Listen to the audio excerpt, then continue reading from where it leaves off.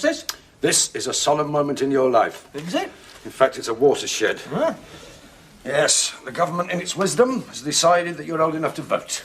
Oh, is that all? Is that all? We had to wait till we were 21. I don't see why. No, you wouldn't. Why wait for the vote? You never waited for anything else. Well, we live at a faster pace these days. Not round here, you don't. I mean, we mature faster. Well, so does Gorgonzola, but we haven't given it the vote yet. Well, it does require a little intelligence. You don't have to be intelligent to vote. Of course you do. Then how do we get this government? Well, who would you vote for? No one. I'm an anarchist. No, you're not. Yes, I am. I don't believe in order and authority. What do you believe in? Chaos. You have to tell me that. I've seen your bedroom. There you are, then. Ah, yes, but every so often I go into that bedroom wearing my mantle of authority. Your what? My mantle of authority, and I tell you to get it cleared up. Otherwise you'll be living in squalor. That's why we need authority. Not when it affects my personal freedom. Well, what about when your freedom affects my freedom? What? Like last week, when your freedom to sit in the garden with your transistor at full blast affected my freedom to sit and enjoy the birdsong. What happened? Well, you, wearing your mantle of authority, dropped my transistor in the water butt. Exactly.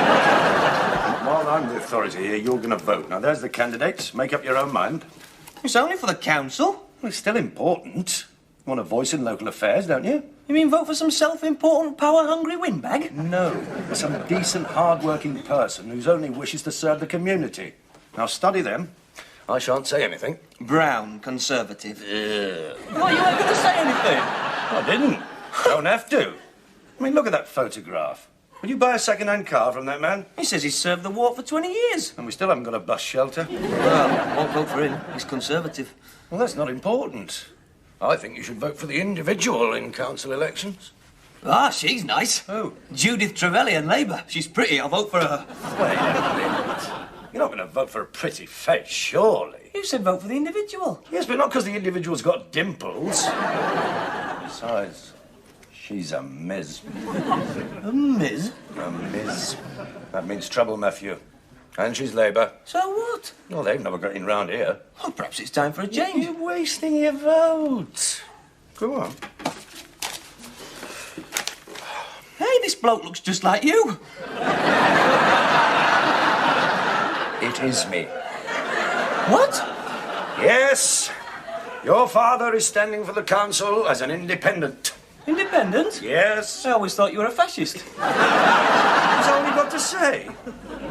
Surely you're a little proud that your father's been asked to stand. Yeah. Do you think you'll get any votes? Of course I'll get votes. Can you vote for yourself? Yeah? Well, that's one. I'll get more than one.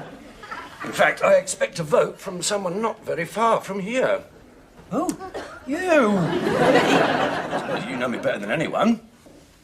You, of all people, can vouch for my integrity, my fair-mindedness, my ability to hold office. Yeah?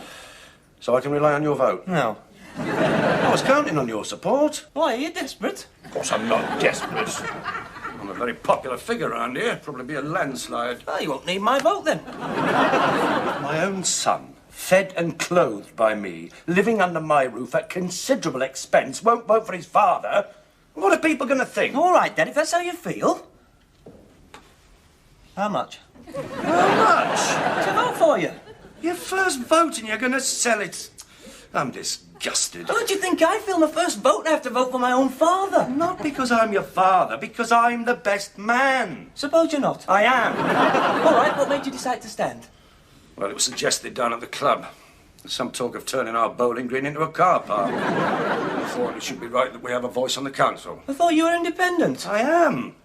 Except where bowling greens are concerned. Well, I don't like bowling greens. Well, you're not that crazy about car parks, are you? Well, I'll have to think about this.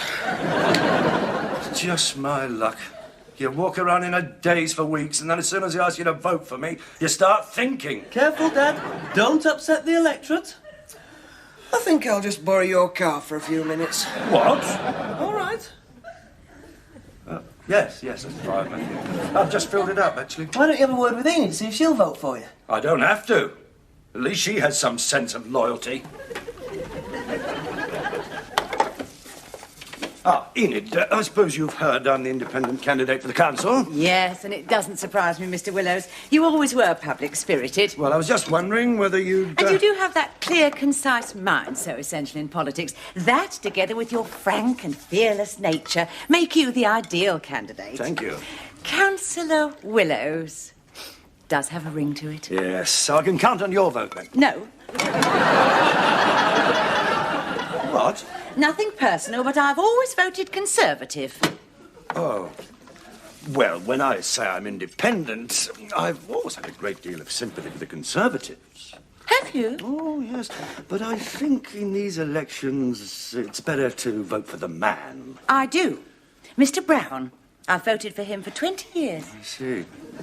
Well, I'd no wish to denigrate a fellow candidate, but apart from being a pompous, overbearing carpetbagger, don't you think he lacks a certain sincerity? No, I've always found him most sincere. And when he thanked me for my support, there were tears in his eyes. Do you want to see tears in my eyes? I haven't got a vote yet. If no one in this house is going to support me, what can I expect at the hands of the electorate? But I don't like to disappoint him. But you don't have to, Enid. You've told him you're going to vote for him. He's happy. Just vote for me. You mean lie? Well, it would be kinder, Enid. People often do it. They tell the candidate they're going to vote for him just to get him out of the house. You mean just to get rid of him? Right. I see. Then I'll vote for you, Mr. Willows.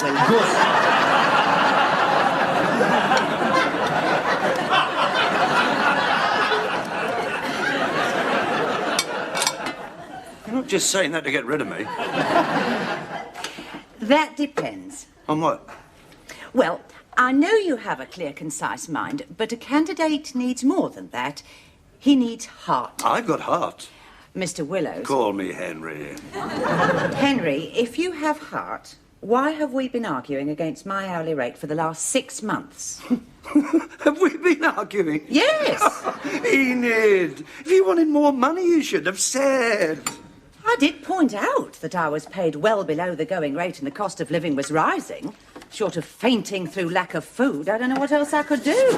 But what's the going rate? £2 an hour. It's yours. Just like that? Yes. Well, I hope you take more care over the council finances. The rates are high. Well, you'll have more money to pay them, won't you, you silly... Go on, say it. Woman, why do you politicians have such a contempt for women? I don't. I admire women. I respect them. I just wish we hadn't given them the vote, that's all. Come in, Miss Trevelyan. Hope I'm not disturbing you.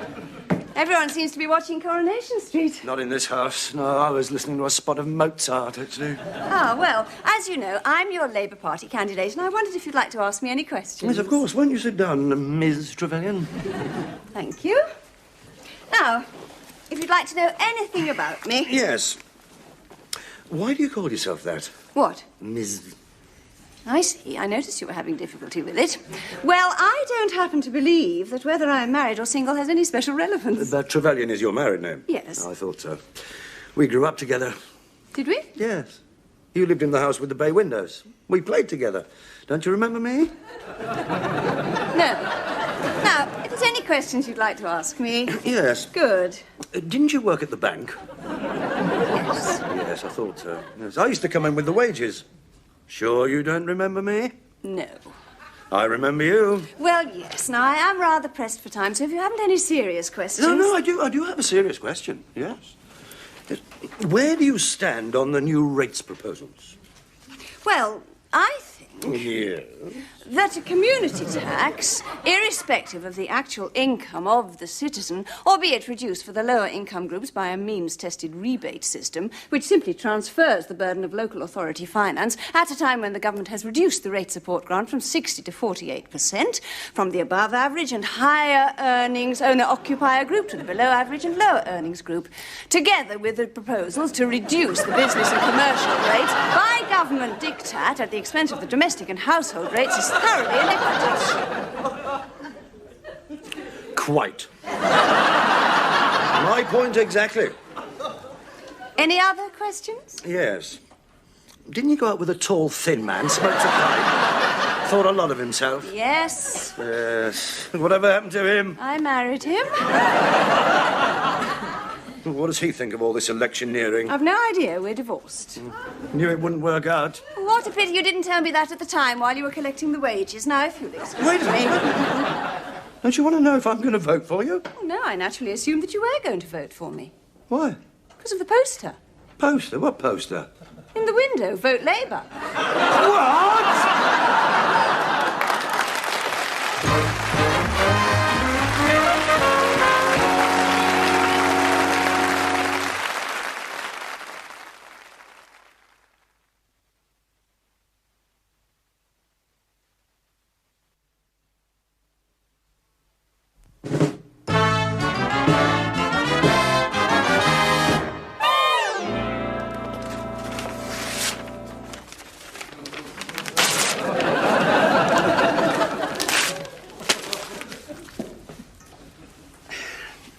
You didn't put it there. No. That was my son.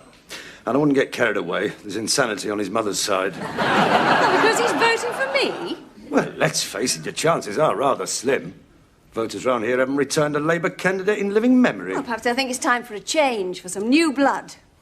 If they want change, Ms. Trevelyan, it's there in the form of the new independent candidate. What do you mean, the old buffer from the Bowls Club? Oh, what? Buffer? Because he plays bowls? Well, I suppose you think it's an old man's game. Well, it isn't. Requires concentration, skill and cool nerve. Been our national game for hundreds of years. Drake played bowls. And when the Armada was off Plymouth Hoe, he said, "Terry, let us finish our game first." And he went out and finished off the Spanish. That's a bowls player for you. Oh, I didn't realise he was a friend of yours. Who, Drake? No, the independent candidate. He's more than a friend, Miss Trevelyan. I am him, he, Henry Willows, independent candidate. Oh, I see. And what do you stand for, Mr. Willows? What? What are your policies? I don't have any, I'm independent. I don't hide behind party policies. No, no. I stand in front of my neighbours and friends and I say, "Here I am, Henry Willows, the man. Judge me." And have they? Oh, yes, I've been overwhelmed by the response. I didn't know I was so popular. Yes, the offers of support have been fantastic. Except from your son. Yeah, but he's only doing that to annoy me. Yes, he seems to have succeeded. And if you're so confident, why have you kept me here? Are you afraid of me meeting the voters? I've not been keeping you, merely delaying your humiliation. We're a very close-knit community around here. We stick together. And I wouldn't go next door. They'll probably set the dog on you. I've already been next door. He's promised to vote for me. Who, Charlie Smith? Yes. It's the last time he borrows my garden shears. Well, perhaps you're not as popular as you think. You can be too confident. I'll tell you how confident I am. I'm not just going to win. It's going to be a landslide. We'll see. I think I do remember you now. Oh, do you? Aren't you the little boy who got his head stuck in our garden railing?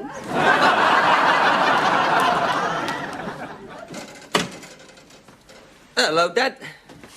Et tu, Brute. Pardon? Stabbed in the back by my own son. It's my vote. You said I could do what I liked with it. Yes, but you could have done it quietly. It could have been a secret between you and the ballot box, but no, you've got to put a Labour poster in the window. In the house of the independent candidate. What are people going to think? Looks as if I can't make up my mind. Stand up for my beliefs. Your beliefs? You didn't have any a few days ago. I've been thinking about it seriously. Well, think about this seriously. When you stand as an independent, you put yourself on the line. It's a test of your popularity. You find out who your friends are. Well, I've found out. I haven't got any. You won't vote for me. Enid won't vote for me. Charles Smarmy Smith won't vote for me. Just let him smile at me over the hedge after this. If this trend continues, I won't get enough supporters to hold a decent whist drive. But, Matthew, don't you see? My triumph would have been your triumph. My success would have been your success. And it needn't have ended here. Who knows? One day I could have been mayor. Yes, we could have been travelling in the Bentley with a pennant and a chauffeur. The first citizen and his son. Mayor? But Dad, you don't know anything about local politics. What do you know about housing, welfare and the rates? As a matter of fact, I have the rates question at my fingertips. And I know this. A community tax, irrespective of the actual income of the citizen, merely transfers the burden of local authority finance from the higher-earning groups to the lower-earning groups. And this, together with the proposal to reduce the business rate by government diktat at the expense of the domestic rate, is thoroughly iniquitous. Blimey! You didn't know that, did you? No! What would you do for the students? Well, I have a great deal of sympathy for the students. I haven't noticed. Well, what do you want? Rock concerts in the town hall and free condoms? You're just not getting your message across, Dad. Well, perhaps we need a few more decibels. I expect people in this house to vote for me. I expect them to show solidarity and support. And if I don't get it, there could be a reduction in student grants and the common income. And future redundancies.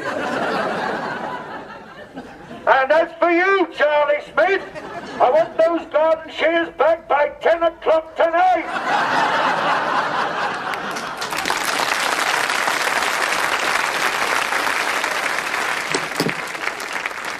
Thank you. Ah, Henry. Jim. Just like to say thank you for a sporting contest. And you, Jim. Yes, it's been a good, clean fight. But at least we haven't descended to gutter politics, Henry. May the best man win. Thank you. Have your work cut out? Think so? Oh, nothing personal, but the party has held this ward for the past 20 years. Good evening. Yes, but this time I think they'll vote for the man. The man? Yes, he has a free voice, unshackled by party restraints. Good evening. Yes, well, with great respect, I don't think they'll vote for someone who's going to sit on the fence. Better than voting for a puppet. A puppet? I have given this ward 20 years, faithful service. And we still haven't got a bus shelter. Got your car park? Oh, yes, well, that's all right for the Tories. They've all got cars.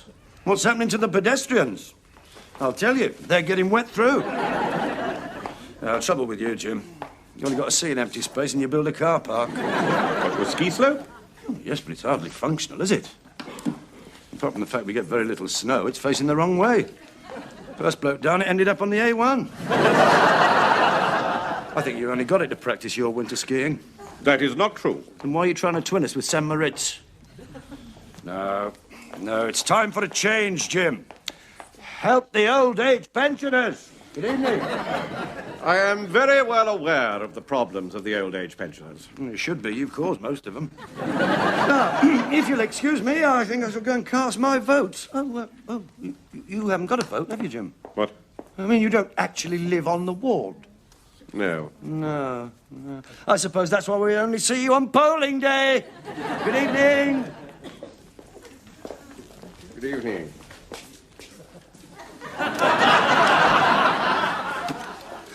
Matthew Willows. The same. Have you voted before? Oh, good heavens, yes, many times. Got a pencil? There's one in the booth. The booth? Oh, yes, the booth. Good turnout. Little slow. Ah, that's the rain. Bound to affect the Labour vote. Always does. Haven't got the cars, you see. Still, I think they make the effort. Tell you this, nothing had stopped me from voting. Really? Nah, it's your duty. That's the way I look at it. I'd go through fire and flood to vote. Suppose that's because I'm a political animal. Over there. Right. Is it a cross or a tick? It's a cross. A cross? You think it'd be a tick, wouldn't you? That's the sign of approval. No, it's a cross. Yeah, but you usually put a cross when something's wrong. Look, if you want to put a tick, you can put a tick. No? If it's a cross, it's a cross. I don't want to break with established practice. I know where I'm putting my cross. Please, this is a polling station, not a political meeting. The ballot is supposed to be secret. I know that. I wasn't going to mention her name.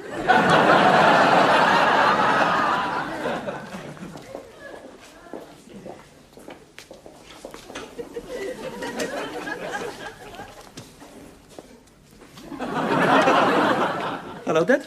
Just voted, Matthew? Yes? I don't think you'll get there any smaller. You put it in that box. I know. You've been very secretive. Well, it's a secret ballot, Dad. Oh, yes. It's the essence of democracy. It prevents coercion and undue influence. You want to know which way I voted, don't you? No, that's between you and your conscience. Good. But if you want to tell me, I mean, that's up to you. What's the point? It's in the box now. Whatever I say, you'll never know for sure. Oh, no, if you're lying. How? Whenever you lie, you have a little smile round your lips. I didn't know that. Yeah, so if you're going to tell me, you better tell me the truth. Well, I wasn't sure right up to the last second. I didn't know whether to vote for my principles and the good of the community, or for you. In the end, I couldn't go through with it. I voted for you, Dad.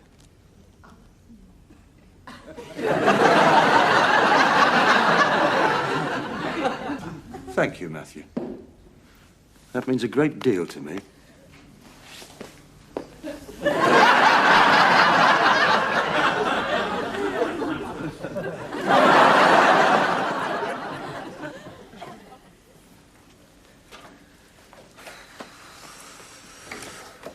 He's back. I know, I heard the car. Do you think he's won? Well, we'll know by the way he closes the front door. He's lost. I hope he doesn't blame me. Why should he blame you, Enid? You don't know what it's been like this week, Matthew. He's followed me everywhere, even to the polling station. I've had less trouble getting rid of gypsies selling white heather, Matthew. If he's lost, he'll be unbearable. No, whatever you say about Dad, he's always been a good loser.